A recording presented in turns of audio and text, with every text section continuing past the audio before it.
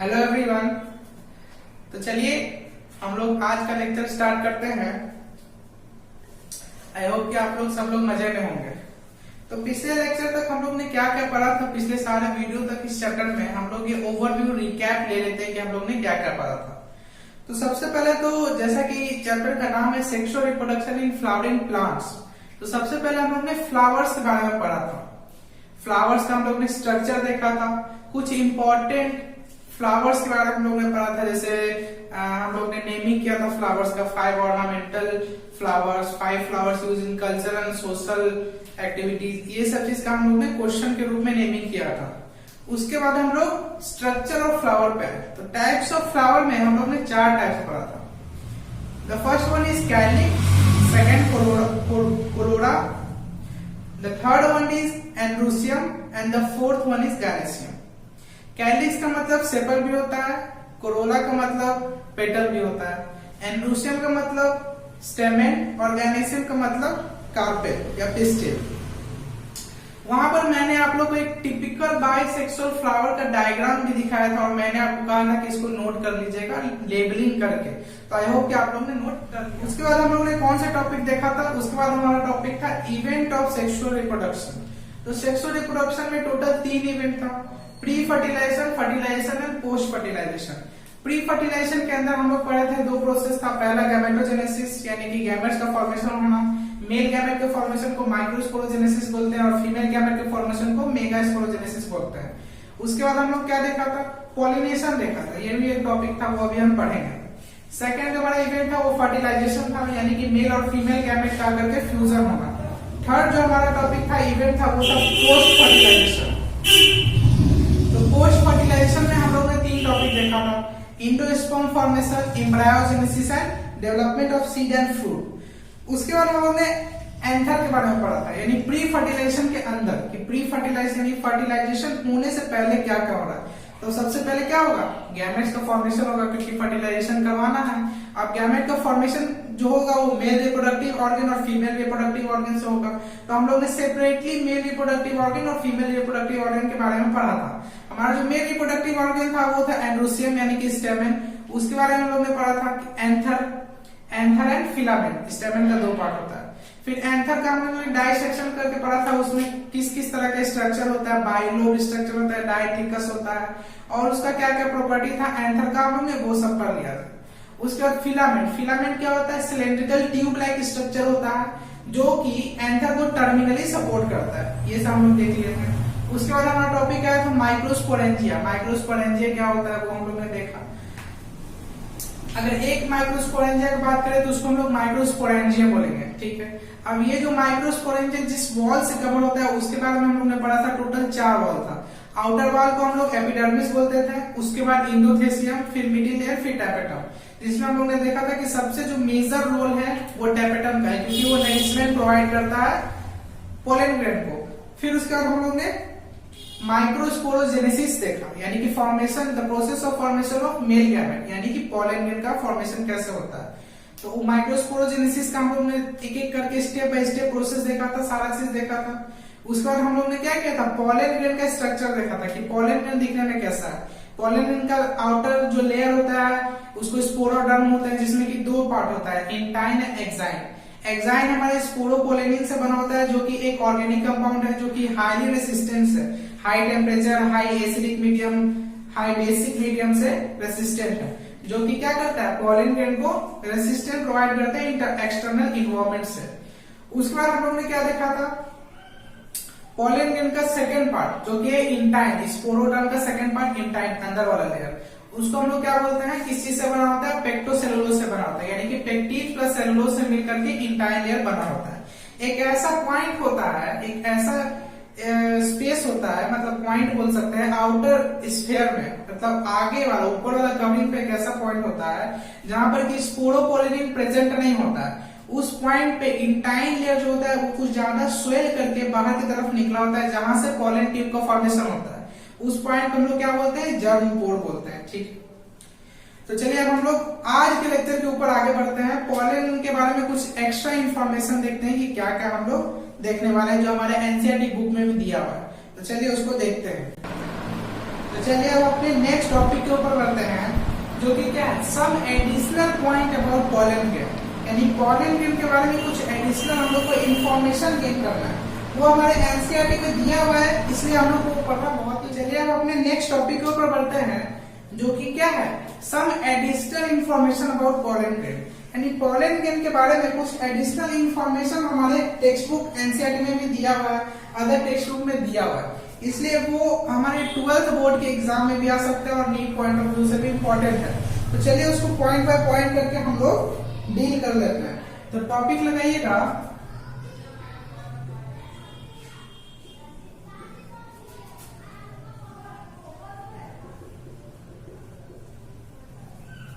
some additional information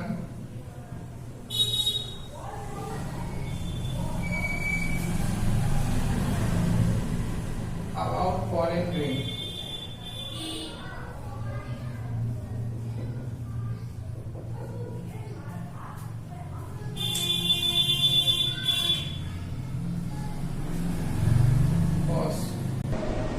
तो चलिए इसमें सबसे पहला टॉपिक लगाते हैं, पॉइंट नंबर 1।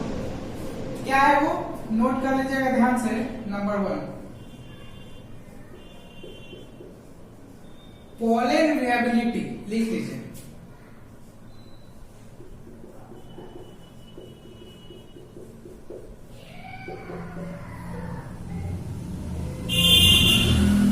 अब पॉलन वेबिलिटी क्या होता है, ये चीज देख लीजिए। पॉलन वेबिलिटी मतलब होता है कि जब एंथर पॉलन ग्रेन को रिलीज कर देता है, यानी इन्वायरमेंट में एक्सपोज पॉलन ग्रेन हो गया, उसके बाद पॉलन ग्रेन के पास कितना पीरियड ऑफ टाइम रहता है जनरेट करने के लिए, यानी जर्मिनेट करने के लिए, मतलब कितना देर तक वो पॉलन ग्रेन एक्टिव है, उसी पीरियड को हम लोग बोलेंगे पॉलन वेबिलिटी। जैसे कोई ऐसा भी पॉलन ग्रेन होता है जिसका कि एक्टिविटी टाइम जो होता है वो मतलब आधा घंटा के अलावा इतना होता है 30 मिनट्स। तो यानी कि क्या हुआ, उस पॉलन ग्रेन का जो है वेबिलिटी 30 मिनट हुआ। किसी किसी का 1 मंथ, 2 मंथ, 3 मंथ भी होता है। तो ठीक है, इसके बारे में डेफिनेशन लिख लीजिएगा आप लोग। Period for which pollen grain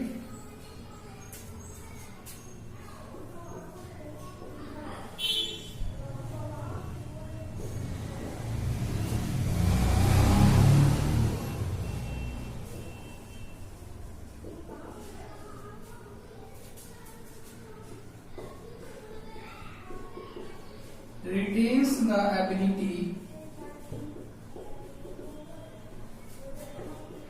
to germinate।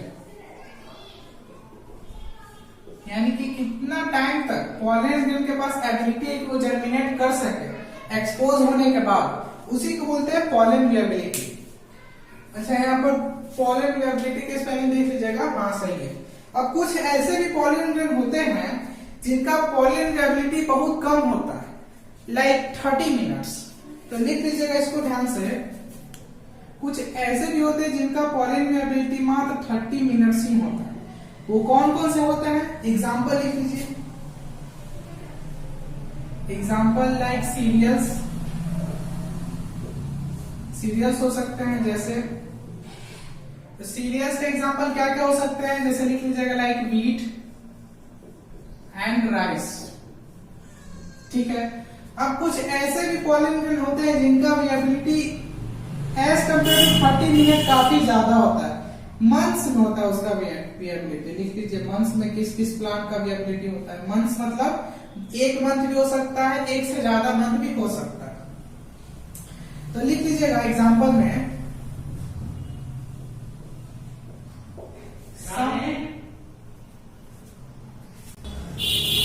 some members of family Rosaceae and Solanaceae। यानी कि रोजिएसी और सोलेनेसी फैमिली में जितने भी प्लांट्स आते हैं वो सबका पॉलन ग्रेन का वेबिलिटी मंथ्स में होता है। ठीक है, तो आई होप कि आप लोग पॉलन वेबिलिटी का मतलब समझ गए होंगे। सेकेंड पॉइंट लिखिए, पॉलन बैंक। जिस तरह से सीड बैंक होता है उसी तरह से पॉलन बैंक भी होता है। अब पॉलन बैंक का मतलब क्या होता है, मतलब एक ऐसा मतलब ऑर्गेनाइज्ड वे हम बोल सकते हैं जहां पर कि हम लोग पॉलन ग्रेन को कंजर्व करके रख सकते हैं। यानी जिस तरह से हम लोग अलग अलग प्लांट का हाइब्रिड सीड को कंजर्व करके रखते हैं for betterment of future generation के लिए, उसी तरह से हम लोग पॉलन ग्रेन का भी क्या कर सकते हैं, फ्लावर को बेटर या हाइब्रिड फ्लावर को ग्रो करने के लिए हम लोग पॉलन ग्रेन को स्टोर करके रख सकते हैं। अब पॉलन ग्रेन को स्टोर हम लोग कैसे कर सकते हैं, आई थिंक आप लोग समझ गए होंगे, क्योंकि पॉलन ग्रेन का आउटर कवर क्या होता है, स्पोरोपोलेनिन से बना होता है, जो कि क्या है, स्पोरोपोलेनिन एक रेसिस्टेंट सब्सटेंस है, ऑर्गेनिक सब्सटेंस है, इसीलिए हम लोग उसको पॉलन बैंक में स्टोर करके रख सकते हैं। अब इसको किस तरह से स्टोर किया जाता है ये भी लिख लीजिएगा, इसको लिक्विड नाइट्रोजन में स्टोर किया जाता है, लिक्विड नाइट्रोजन, जिसका टेम्परेचर होता है -196 डिग्री सेल्सियस। ठीक है, तो आई होप कि आप लोग समझ गए होंगे कि पॉलन वेयबिलिटी और पॉलन बैंक का मतलब क्या होता है। तो चलिए अब हम लोग ने थर्ड टॉपिक पर चलते हैं, जो कि है पॉइंट नंबर सी। तो चलिए अब अपने पॉइंट नंबर सी के ऊपर बढ़ते हैं कि हमारा पॉइंट सी क्या है। थर्ड नंबर पॉइंट लगाइएगा, पॉलन प्रोडक्ट्स। मैंने आपको जैसे बताया था कि टैपेटम लेयर पॉलन को क्या करता है, नरिशमेंट प्रोवाइड करता है, यानी पॉलन ग्रेन्स का पास क्या होगा, न्यूट्रिएंट्स प्रेजेंट होगा, यानी कि लिख लीजिए रिच इन न्यूट्रिएंट्स, यानी कि काफी ज्यादा मात्रा में न्यूट्रिएंट्स प्रेजेंट होता है पॉलन ग्रेन में। इसलिए पॉलन ग्रेन्स को डॉक्टर क्या करते हैं, given as tablets and syrups to athlete, यानी कि जो एथलीट खेलते हैं, स्पोर्ट्समैन होते हैं, जिनको की काफी हाई एनर्जी का रिक्वायरमेंट होता है, उनको पॉलन प्रोडक्ट्स दिया जाता है, यानी पॉलन ग्रेन से बने टैबलेट्स और सिरप दिए जाते हैं ताकि उनका क्या रहे, स्ट्रेंथ ज्यादा मिल सके। अब फोर्थ पॉइंट लगाइएगा, पॉलन एलर्जी।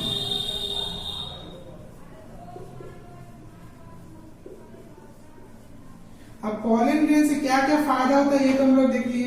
अब पॉलन ग्रेन से क्या नुकसान होता है, जिस तरह से दवा सभी लोगों को सूट नहीं कर पाता है और एलर्जी कॉज करता है, उसी तरह से ये पॉलन प्रोडक्ट भी एलर्जी कॉज करता है। अब एलर्जी कॉज करके क्या क्या चीज वो सिम्टम्स में शो करता है, ये चीज लिख लीजिए, कौन कौन सा ये डिजीज कॉज कर सकता है एलर्जी होने के बाद। अस्थमा हो सकता है, यानी कि सांस फूलना, ब्रोंकाइटिस हो सकता है, यानी लंग्स में पेन होना, एंड हे फीवर हो सकता है। हे फीवर एक तरह का फीवर है, यानी कि ये सारे symptoms as a allergy show कर सकते हैं अगर किसी बंदे को पॉलन ग्रेन का प्रोडक्ट सूट नहीं किया उस केस में। चलिए अब हम लोग देखते हैं कि मेल गैमेटोफाइट यानी कि पॉलन ग्रेन का क्या होता है, डेवलपमेंट कैसे होता है, इसको हम लोग देखेंगे। पॉलन ग्रेन का क्या स्ट्रक्चर होता है, उससे क्या क्या प्रोडक्ट बनता है, वो सब हम लोग देख लिए। अब पॉलन ग्रेन का डेवलपमेंट कैसे कैसे होता है वो हम लोग देखते हैं स्टेप बाय स्टेप करके।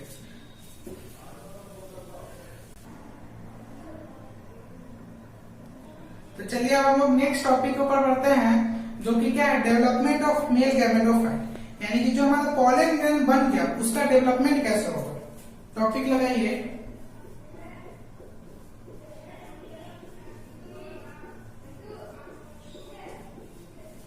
डेवलपमेंट ऑफ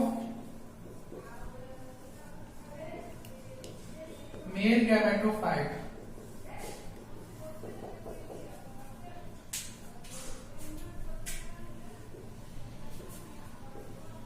मेल गैमेटोफाइट का डेवलपमेंट कैसे कैसे होगा। तो मेल गैमेटोफाइट का डेवलपमेंट दो केस में हो सकता है, पहला पॉलिनेशन होने से पहले, दूसरा पॉलिनेशन होने के बाद। तो दोनों हम लोग पॉइंट बाय पॉइंट करके लिखेंगे। तो सबसे पहला क्या होगा, प्री पॉलिनेशन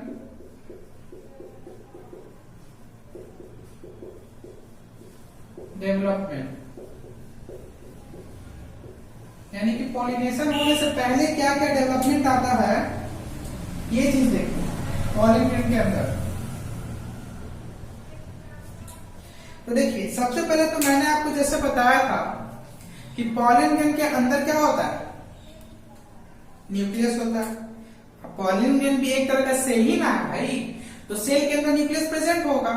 तो न्यूक्लियस डिवाइड करके दो सेल बनाता है, दो तरह का सेल बनाता है, पहला जेनरेटिव सेल और दूसरा वेजिटेटिव सेल। अब ये चीज यूनिवर्सल ट्रूथ है कि जेनरेटिव सेल हमेशा छोटा होगा या कम होगा as compare to vegetative cell, यानी कि वेजिटेटिव सेल के साइटोप्लाज्म में जेनेटिव सेल फ्लोट करता रहेगा क्योंकि जेनेटिव सेल छोटा है। एक चीज और है कि वेजिटेटिव सेल में क्या होता है, फूड का अबंडेंट होता है, मतलब फूड जितना भी पॉलन ग्रेन के अंदर स्टोर होता है वो वेजिटेटिव सेल के अंदर ही स्टोर होता है। तो चलिए हम लोग पहले इतना लिख लेते हैं, फिर हम लोग देखते हैं कि पॉलन ग्रेन को रिलीज होने से पहले क्या होता है, बाद क्या होता है। इसको पॉइंट बाय पॉइंट करके लिखिएगा। सबसे पहले तो क्या होता है, न्यूक्लियस डिवाइड होता है, यानी कि न्यूक्लियस ऑफ पॉलन ग्रेन लिख लीजिएगा।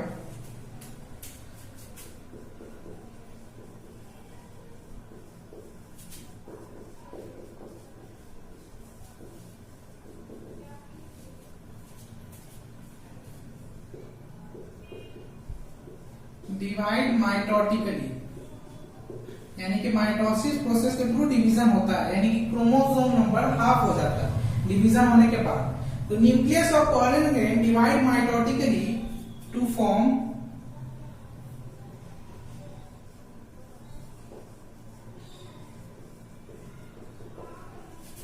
Generative cell and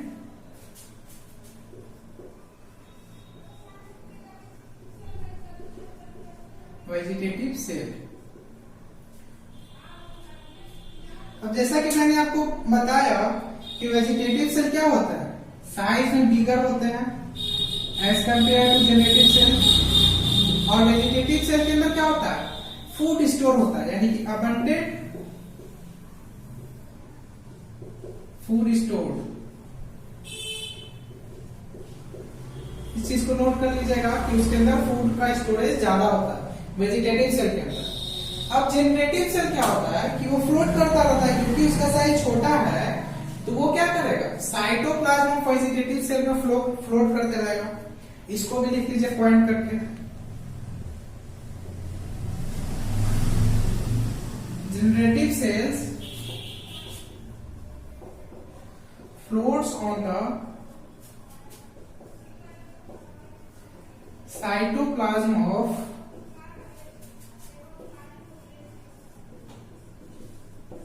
vegetative cell. ये चीज मैंने आपको बता दिया, पॉइंट करके नोट कर लीजिएगा। अब देखिए, अब पॉलन ग्रेन के रिलीज होने से पहले क्या होता है, यानी कि पॉलन ग्रेन का जो न्यूक्लियस है वो डिवाइड करके दो सेल बना दिया, यानी कि मेजॉरिटी ऑफ द केस में, majority of the flowering plant में पॉलन ग्रेन रिलीज होने से पहले दो सेल ही होता है। लेकिन किसी किसी केस में ऐसा भी होता है, किसी किसी प्लांट में ऐसा भी होता है कि उसका जो पॉलन ग्रेन होता है वो रिलीज होने से पहले ही तीन सेल बन जाता है। आगे जाकर के तो जेनेटिव सेल को ब्रेक करके दो न्यूक्लियस तो बनाना ही है, लेकिन वो पहले ही बन जाता है किसी किसी केस में, मेजॉरिटी नहीं माइनॉरिटी केस में। तो लिख लीजिएगा before release of pollen grain, यानी पॉलन ग्रेन के रिलीज होने से पहले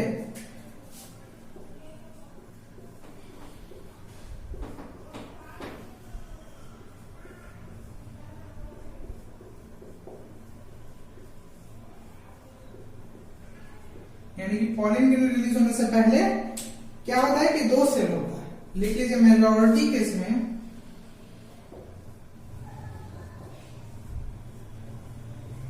टू सेल स्टेज, यानी कि दो सेल होता है उस स्टेज में।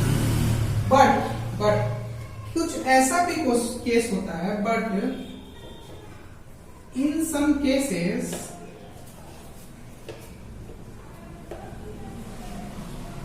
the generative cell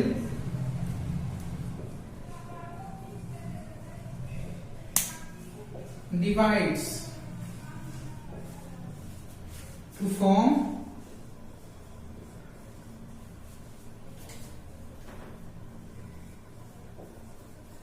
two male nucleus, यानी कि सारे मेजॉरिटी ऑफ द केस में जनरेटिव सेल को आगे डेवलपमेंट के प्रोसेस में दो सेल तो बनना ही है। लेकिन कुछ ऐसे भी एक्सेप्शनल केस होते हैं जिसमें कि ये दो मेल न्यूक्लियस पहले ही डिवाइड होकर के बन जाता है। तो इस चीज को नोट कर लीजिएगा। अब देखिए, अब क्या होता है, कुछ ऐसे स्पीसीज होते हैं जिसमें कि 3 स्टेल्स होते हैं, क्योंकि ये जो एक जनरेटिव सेल था वो डिवाइड होकर के 2 मेल सेल बना लिया और एक वेजिटेटिव सेल अलग से, तो 2 इसका मेल न्यूक्लियस, 2 इसका सेल और प्लस एक वेजिटेटिव सेल, तो तीनों मिलकर के 3 सेल बना दिया। इसको भी लिख लीजिएगा, to form 2 male nucleus known as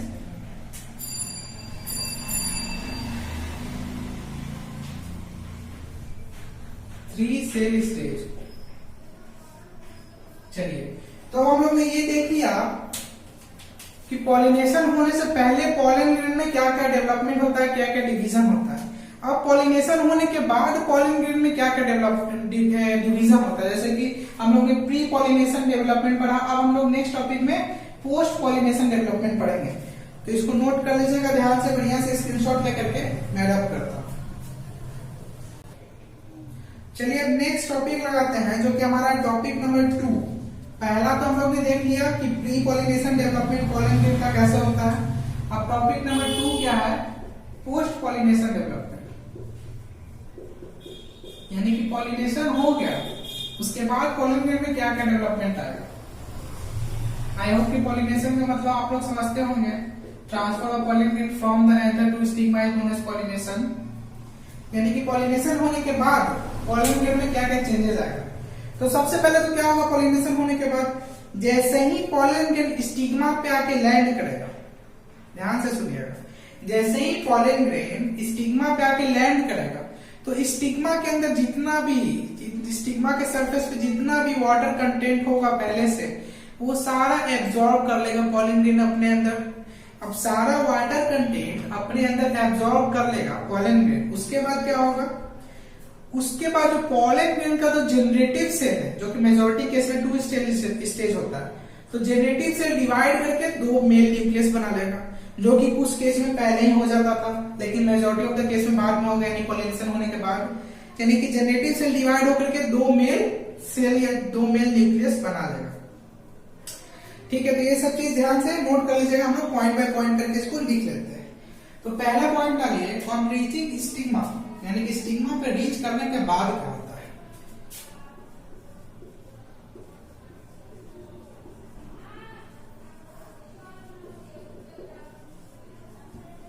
stigma पे रीच कर गया पॉलन ग्रेन, उसके बाद क्या होगा, पॉलन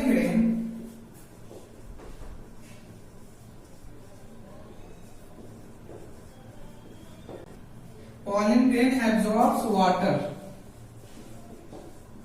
अब कहां से एब्जॉर्ब करते हैं, फ्रॉम स्टिग्मा, स्टिग्मा से वाटर को एब्जॉर्ब कर लेते हैं। मतलब आई होप कि आप लोग समझ रहे होंगे कि जैसे ये मान लीजिए कि लैंडिंग प्लेटफॉर्म है स्टिग्मा, तो यहां पे जैसे ही पॉलन ग्रेन आया, इसी को बोलते हैं पॉलिनेशन, यानी कि from the anther to stigma, transfer of pollen grain को हम लोग बोलते हैं पॉलिनेशन। तो ये मान लीजिए पॉलन ग्रेन आया यहाँ पर, तो जैसे ही ये आएगा तो यहाँ पर जितना भी वाटर कंटेंट होता है स्टिग्मा के अंदर, वो सब कौन एब्जॉर्ब कर लेगा, पॉलन ग्रेन एब्जॉर्ब कर लेगा। यही चीज इस पॉइंट में कहा गया है। अब एब्जॉर्ब करने के बाद क्या होगा, एब्जॉर्ब वाटर,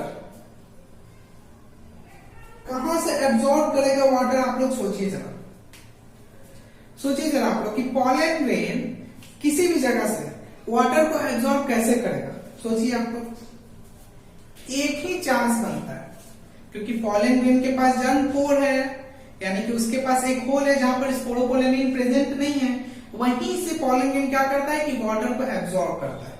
लिख लीजिएगा, absorb water from stigma through germ pore. अब जिस बच्चे को भी जर्म पोर नहीं पता है, पिछले वाले जानकारी लेक्चर देख सकते हैं, वहां मैंने डिटेल में बताया जर्म पोर क्या होता है।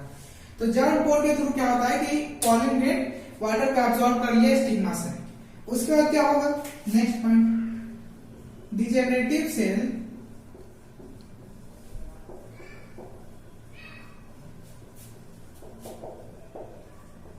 divides to form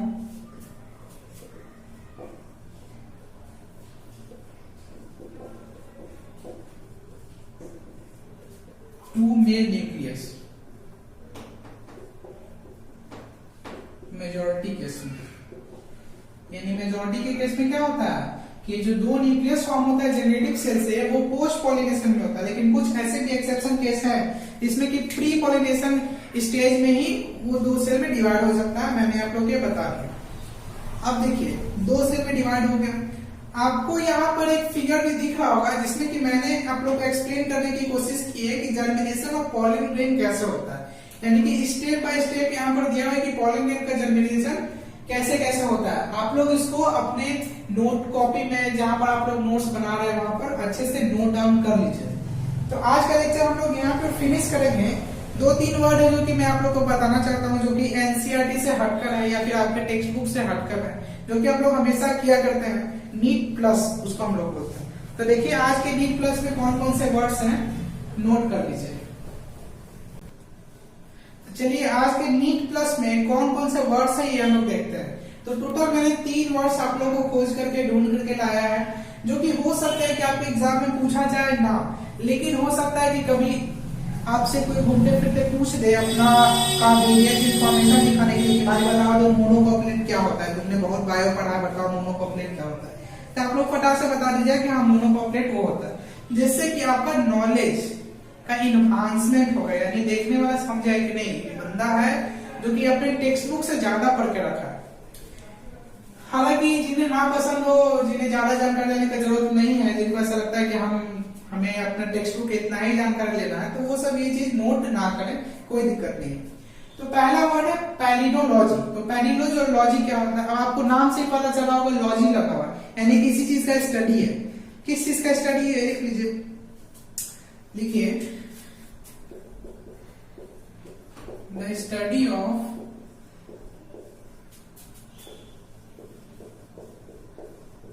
morphology of. Morphology का मतलब आप लोग जानते होंगे एक्सटर्नली दिखने में कैसा है। तो study of morphology of mature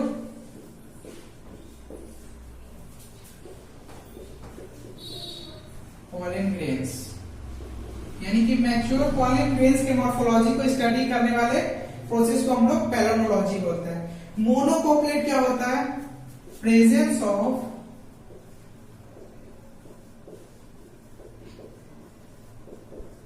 single germ पोर। अगर सिर्फ एक जर्म पोर प्रेजेंट रहा पॉलन ग्रेन के सरफेस पे, तो उसको हम लोग मोनोकोप्लेट भी बोल सकते हैं। यानी कि मोनोकोप्लेट जर्म पॉलन ग्रेन है ये, जिसमें कि एक जर्म पोर प्रेजेंट है। अब कुछ ऐसा भी होता है जिसमें कि 3 जर्म पोर प्रेजेंट होता है। मैंने यहाँ पर उल्टा लिख दिया, कोई दिक्कत नहीं है। कुछ ऐसा भी पॉलन ग्रेन होता है जहां पर 3 जर्म पोर प्रेजेंट होता है। अब आप लोग बोलेंगे भाई 2 कहां गया, एक के बाद तो 2 आता है। तो 2 जर्म पोर किसी भी केस में प्रेजेंट नहीं होता, या तो 1 होता है या तो 3 हो सकता है रेयर केस में। तो जो 3 जर्म पोर प्रेजेंट होता है उसको हम लोग ट्राइकोप्लेट बोलते हैं। तो यहाँ पर थोड़ा उल्टा लिखा गया है, तो इसको इधर लिख लीजिएगा और इसको इधर लिख लीजिएगा, ठीक है। तो चलिए आज का लेक्चर हम लोग एंड करते हैं, और नेक्स्ट लेक्चर में हम लोग फीमेल रिप्रोडक्टिव ऑर्गन के बारे में बात करेंगे, यानी कि गायनेसियम के बारे में, कि उसका क्या क्या स्ट्रक्चर होता है। फीमेल रिप्रोडक्टिव ऑर्गन क्या है, गायनेसियम। अब उसमें हम लोग देखेंगे कि पिस्टिल का क्या क्या स्ट्रक्चर होता है, stigma, style and ovary 3 part होता है। सब बार हम लोग डिटेल में पढ़ेंगे, टेंशन नहीं लेना। तो जितना तक मैंने अभी तक आप लोग को पढ़ाया, आप हो कि सब लोग ने नोट्स बनाया होगा अच्छे से। किसी किसी को ऐसा लगता हो कि बहुत ज्यादा हैक्टिक हो रहा है लेक्चर, तो टेंशन नहीं लेना है। जो भी मैं यहाँ लिखवा रहा हूँ सबको एक बार लिख लीजिए। अब यहाँ पर मैंने मेल गैमेटोफाइट में जितना पॉइंट आता है male reproductive organ of flower में, सब मैंने कंप्लीट कर दिया। अब यहाँ तक नोट करने के बाद आप लोग वापस स्टार्टिंग से जाइए और पढ़ना शुरू कीजिए। आप लोग देखिए कि आप लोग को सब चीज समझ में आ रहा है। बस आप लोग को एक सीरीज में याद रखना है कि हाँ कौन सा क्या था, कौन सा क्या था, किसमें क्या प्रॉपर्टी था, किसमें क्या स्ट्रक्चर था। जैसे कि मैंने आप लोग को बताया था फॉर एग्जाम्पल स्टैमिनोड। तो स्टैमिनोड क्या होता है, ये सब चीज मेन चीज है जिसको ध्यान रख लेना है आप लोग को। तो आई होप कि आपको आज का लेक्चर पसंद आया होगा। नेक्स्ट लेक्चर में हम लोग बहुत ही जल्दी मिलेंगे फीमेल रिप्रोडक्टिव ऑर्गन के साथ। तब तक के लिए बाय।